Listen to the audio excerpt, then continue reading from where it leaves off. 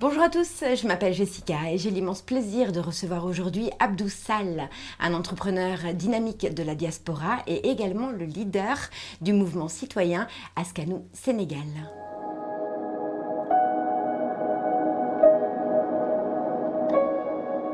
Bonjour Abdou Sall. Bonjour Jessica.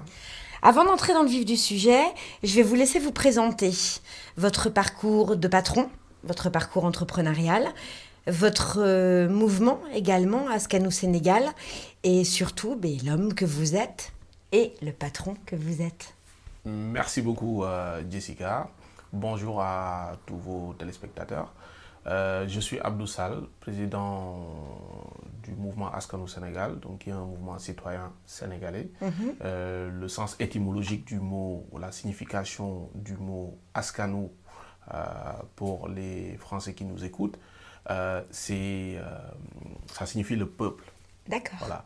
Askanou en Wolof, ça veut dire le peuple. Donc le mouvement Askanou Sénégal, c'est juste un mouvement citoyen qui veut dire le peuple sénégalais.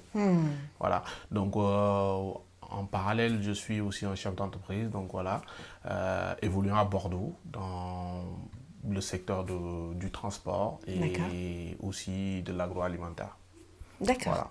Donc ça, c'est ma présentation de l'homme et de ce que je fais. C'est qui vous êtes. Voilà. Voilà. Et au niveau du patron que vous êtes.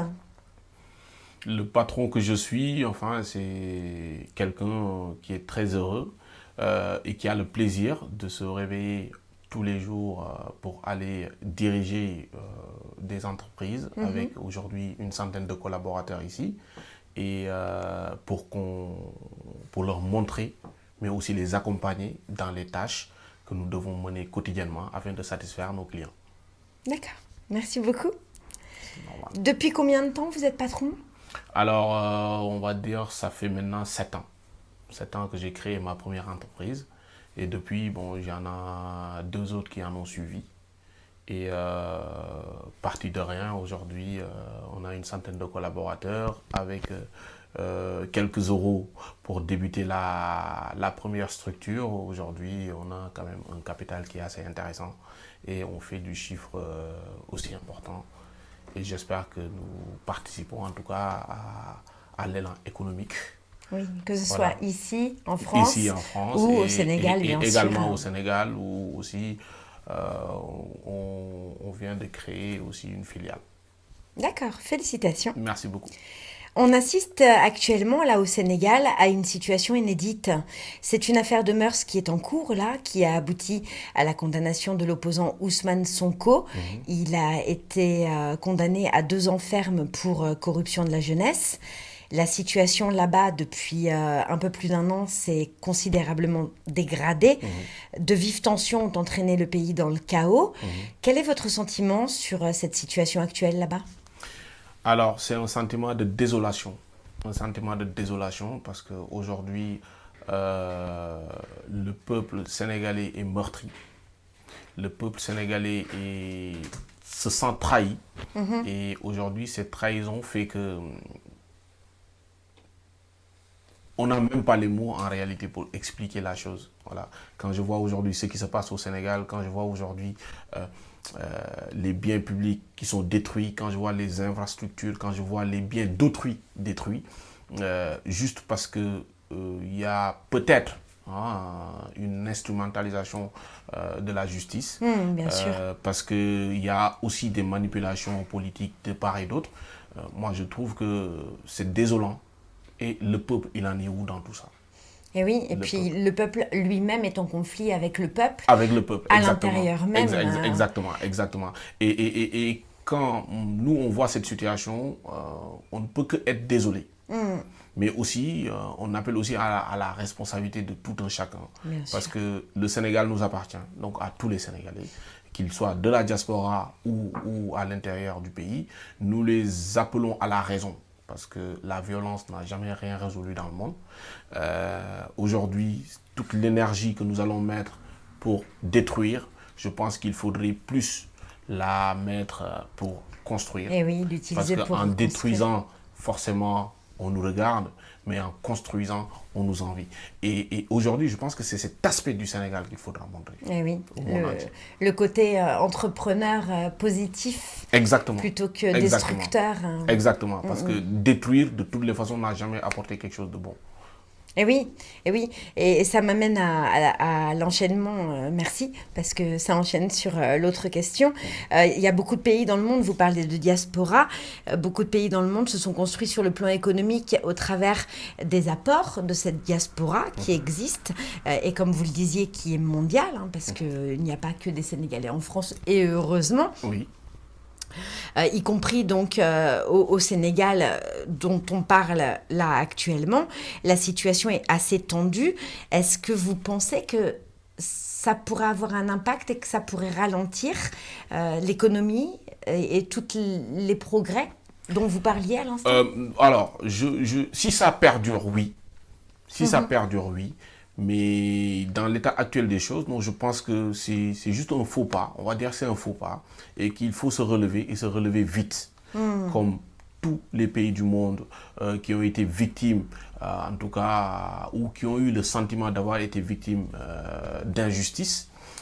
C'est le cas actuellement du Sénégal. Donc il y a eu des soulèvements populaires. Parce que souvent, le politique et le judiciaire, souvent, quand ils se mêlent, peuvent avoir un impact négatif sur les répercussions de la population.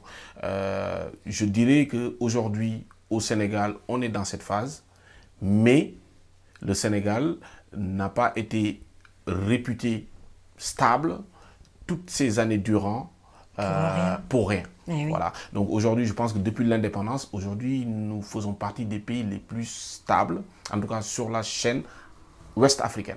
Et ça, c'est très important. Donc, une stabilité ne peut pas être revue ou annulée juste parce qu'il y a eu alors quelques heures pendant une semaine. Non, moi, je pense qu'il faudra quand même se remettre en question rapidement, se relever rapidement, construire, en tout cas faire un pas, un élan de construction et surtout rassurer nos partenaires actuels. De façon à faire que cet élan ne cesse pas. Exactement. Donc, il faut les rassurer et leur dire qu'effectivement, il y a eu un bug dans le logiciel, mais que quelque part, c'est pas mal non plus qu'il y ait de temps en temps des bugs parce que c'est ça qui permet une remise en question de la situation. Et j'en appelle à tous les partenaires pour leur faire comprendre que le Sénégal est stable.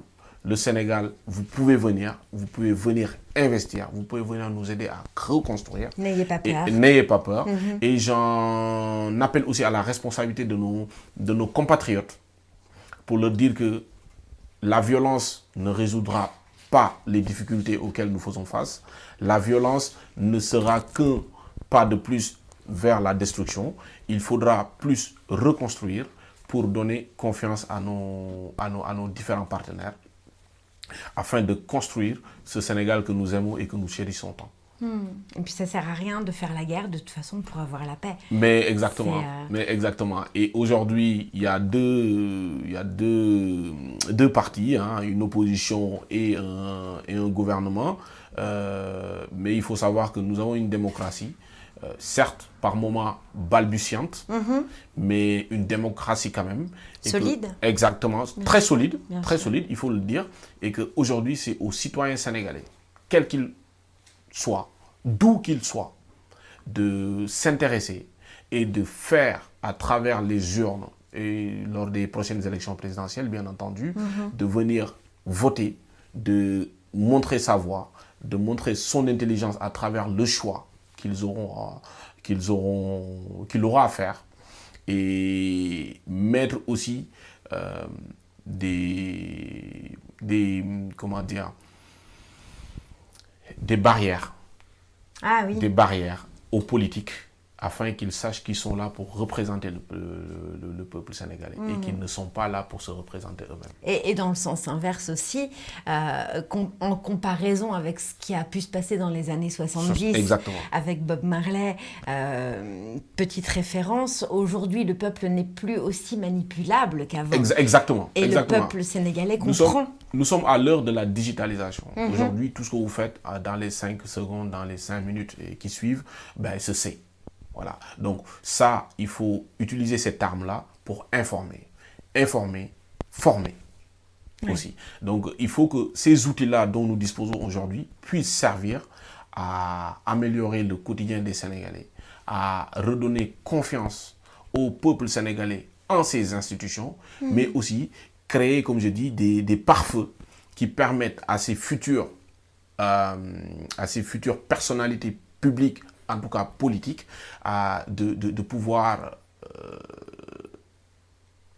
reconnaître la ligne rouge qui leur sera fixée par le peuple sénégalais.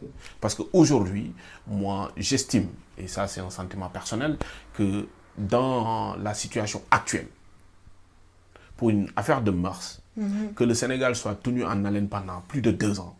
C'est ça, ça fait un peu plus d'1 an et demi que plus ça d'un an et demi, s'est passé, cette situation. effectivement. Et que pendant tout ce temps-là, des jeunes sont tombés.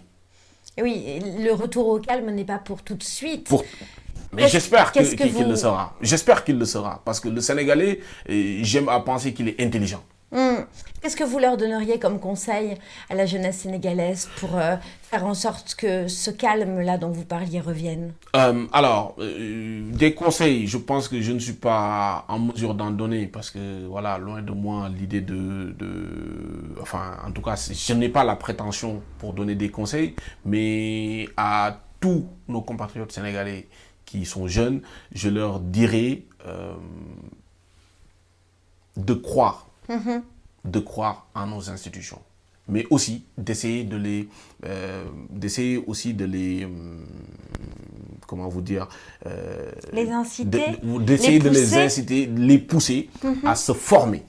Parce qu'aujourd'hui, un Sénégal qui serait fort avec une jeunesse bien formée, une jeunesse entrepreneuriale, une jeunesse capable de relever la sphère économique et financière pour développer le Sénégal, mais une jeunesse aussi inclusive. Et oui, puis ça leur permettrait aussi de ne pas avoir à partir du Sénégal pour rester au Sénégal afin de développer tout un système économique. Exactement. Malheureusement, tout le monde n'a pas la chance de quitter le Sénégal pour aller en Europe ou d'ailleurs, parce qu'on parlait de diaspora tout à l'heure. La diaspora aujourd'hui, c'est une diaspora multi-pays. Et puis c'est celle qui aide les jeunes qui sont restés là-bas aujourd'hui. Exactement. Mais il ne faut pas, comme souvent on a l'habitude de voir ou de penser, que la diaspora ne doit avoir un apport que financier. Non, cette diaspora doit avoir aussi un apport à travers des transferts de compétences, à travers une connaissance économique, financière, le savoir, la formation, inciter les jeunes à l'entrepreneuriat. Parce qu'il n'y a que comme ça que le Sénégal va pouvoir se relever. Puisque aujourd'hui, enfin, il y a une étude récente en 2021 qui faisait référence que le Sénégal, c'est 62% de jeunes qui ont moins de 25 ans. Oui, l'Afrique aujourd'hui est constituée d'une population en majorité jeune. Et c'est le terroir de tous les possibles sur le plan économique, vous le disiez, surtout entrepreneurial. Les soutiens financiers sont nécessaires, bien sûr, et heureusement quelque part que la diaspora est là. Mais il y a des solutions pour permettre à cette jeunesse de s'émanciper aussi sur tout plein d'autres questions.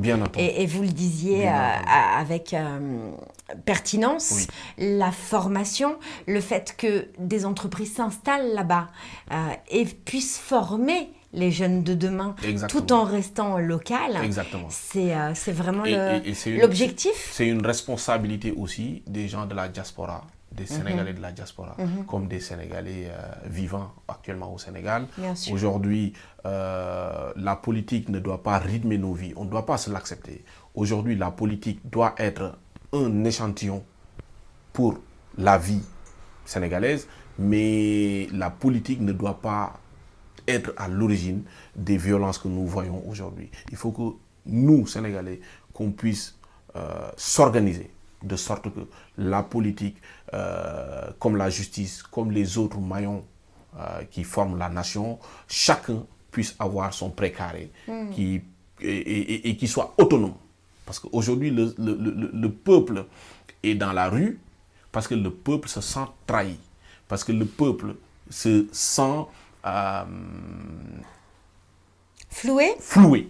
Floué, c'est le mot que je cherchais. Se sent floué par une décision de justice qui, en quelque sorte, voilà, ressemble plus à une instrumentalisation qu'à la réalité des faits. Eh Donc oui. aujourd'hui, il faudrait qu'on ait des institutions plus fortes, qui soient autonomes et indépendantes. Donc, et ça, c'est la chose la plus importante par rapport à ce que je veux faire, enfin, en tout cas, l'appel que je lance à tous nos compatriotes, leur dire que demain nous appartient. Merci Voilà. beaucoup. Ouais. C'était un beau mot de la fin, en tout cas. Merci.